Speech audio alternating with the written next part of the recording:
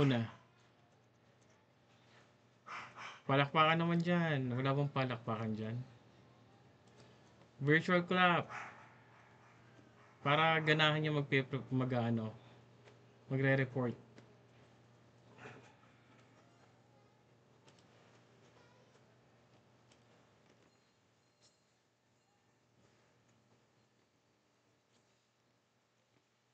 With Gerson, Jeffrey, Lawrence, Leigh, Hillary, Gwen, and Joshua.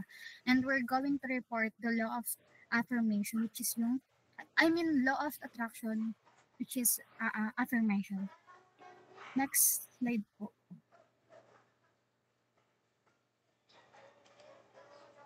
So what's the definition of law of attraction?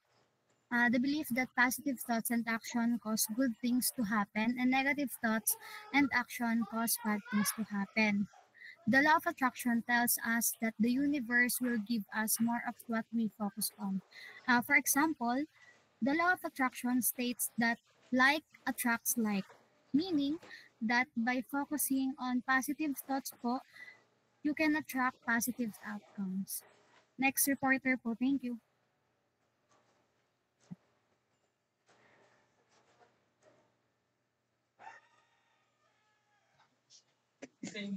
Good afternoon po. I'm Jerson Javier and I'm reporting about the scientific support for affirmation and Loa-like effects. While the law of attraction as metaphysical concept lacks strong empirical support, some components of it like affirmation, visualization, and mindset have partial support in psychological and neuroscientific research. Next slide.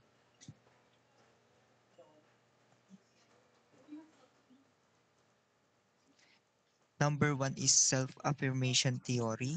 This support developed by Claude Steele.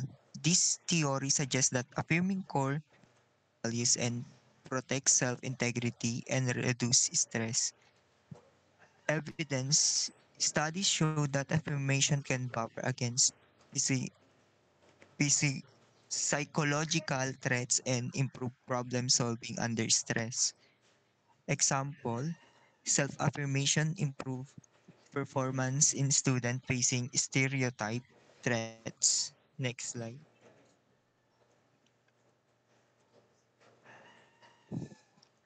Placebo, placebo and expectancy effects.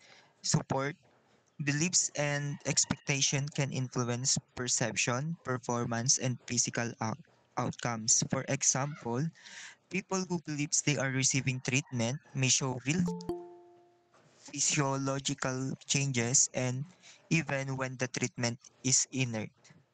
Next slide. Cognitive behavioral therapy or CBT.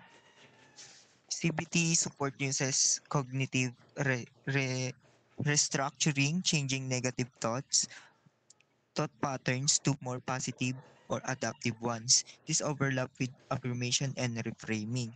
Evidence CBT is widely supported and effective for anxiety, depression, and more. Next slide.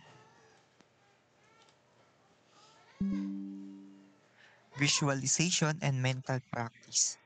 Support athletes and performers often use visualization to mentally rehearse skills. Evidence neuroscientific studies show mental rehearsal can activate similar brain areas as actual performance. DCT 1996. Next slide.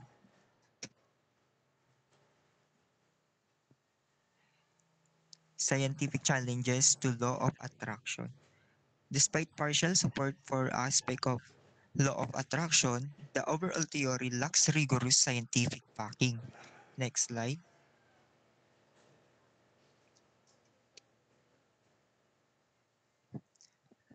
No causal mechanism. Challenge. Law of attraction posits the thoughts attracts physical reality through vibrational frequencies. This has no empirical basis in physics or neuroscience. In scientific views, thoughts are brain-based electrical activity. not magnetic or vibrational forces capable of altering external reality. Next slide. Confirmation bias. The challenge is people often remember times their thoughts worked and forget when they didn't. Scientific view, this is a well-known cognitive bias where we favor evidence that support our beliefs. Next slide. Overemphasis on individual control. The challenge of law of attraction may ignore structural, social, or environmental factors. Critic, it can lead to blaming the victim, suggesting people attract illness, poverty, or trauma because of negative thinking. Next slide.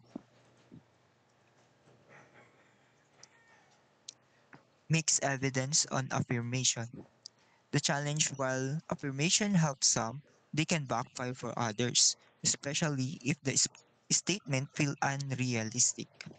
For example, found that affirmation can lower self-esteem in people with low self-worth when the statements are too far from their perceived reality.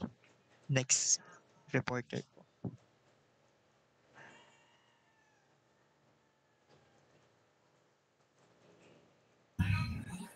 So, next naman po is real-life applications of affirmations or law of attractions.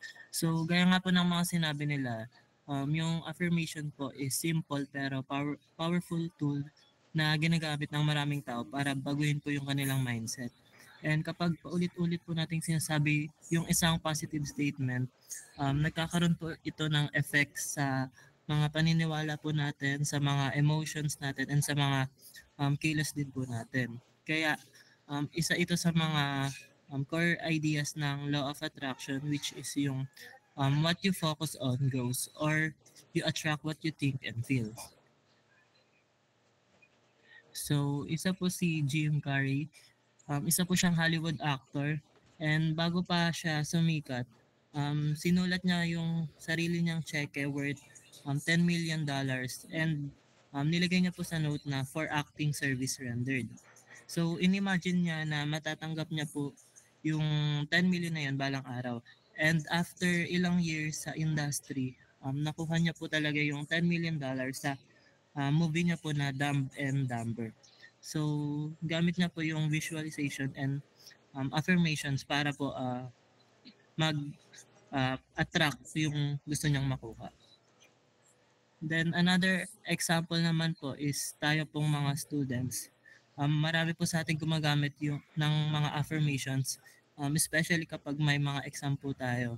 So, pwede po nating sabihin na I will pass this exam or I am focused, para po makuha po natin yung um, result na gusto natin.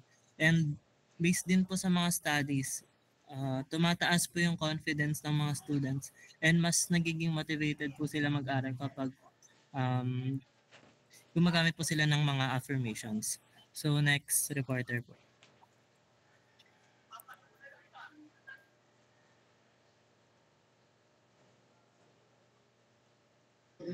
So next po is the benefits and limitations of affirmations in mental health. Next slide. So first, it boosts self-esteem. So it regularly repeating positive statements like I am enough or I am capable of overcoming challenges can help reshape negative self-perceptions. This helps individuals develop a more positive inner dialogue, which supports better emotional resilience. Next. Second is it reduces anxiety and stress.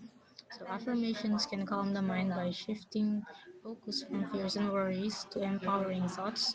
For example, repeating I am calm and in control during stressful moments can help reduce panic and anxiety symptoms.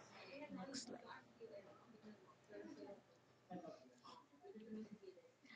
Third is it encourages positive behavior change. Affirmations can reinforce goals and intentions, such as I am committed to a healthier lifestyle.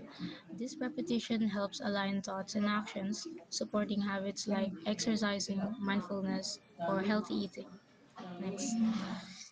So now let's move on to the limitations of affirmations in mental health. Next slide. First limitation is the need for consistency and patience. Affirmations are not an overnight fix. They require time, daily repetition, and belief. Inconsistent practice may yield little to no results, leading to frustration. Next slide. The second limitation is it is not a substitute for therapy or medication. So while helpful, affirmations alone cannot treat mental illnesses like depression, anxiety disorders, or PTSD. Professional help is essential for serious mental health issues such as therapy, medication, or counseling. And that's all.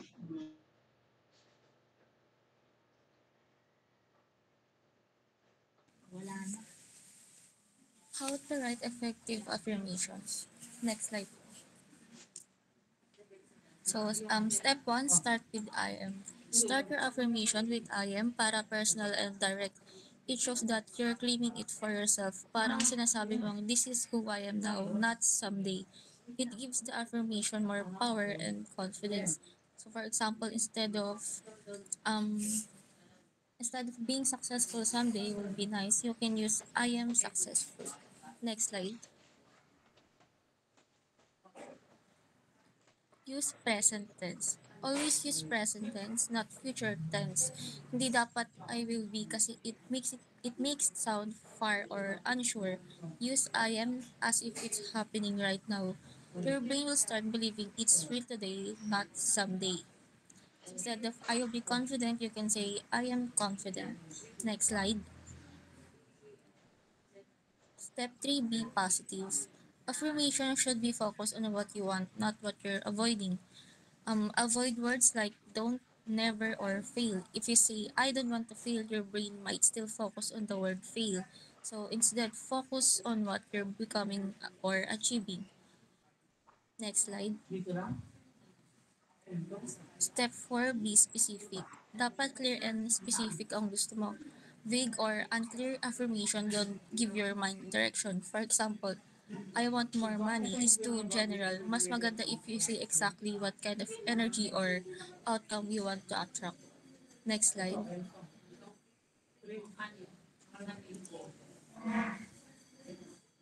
Step 5, add emotion. Feel your affirmation while saying it. When you speak with emotion, mas powerful yung effect sa brain mo. It feels more real and believable. Instead of I am healthy, you can use I am full of energy and feel amazing every day. Next slide. So lastly is repeat daily. Affirmations need to repeat it regularly para mag-work. Do it every morning or before you sleep. So the more consistent you are, the more your mindset will start to shift. That's all po. Next reporter. Thank you. Thank you, group number one. May question ako. How will you apply this law of attraction affirmations sa Hilot Wellness Massage? Bakit ko siya pinadiscuss to sa group natin, sa klase natin? Ano yung insights ninyo?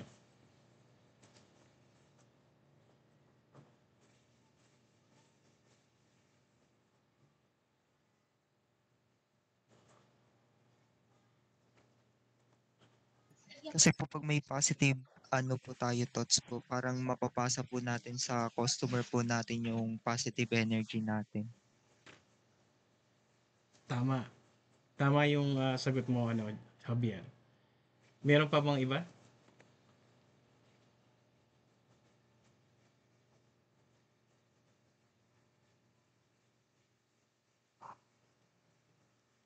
Tandaan nyo guys, attitude is transferable.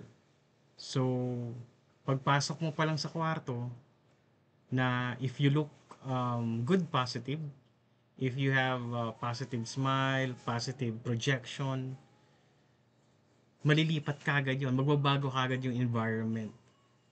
Si kliyente mo, imbis na stress, so naakal mo siya sa mga positive words mo. That's the reason why kahit simple words lang, it helpful for them na maging at peace, maging relax, maging peace. Okay? That's why itong law of attraction naka-connect naman siya kay tapping therapy. So, available na ba yung group 2 natin?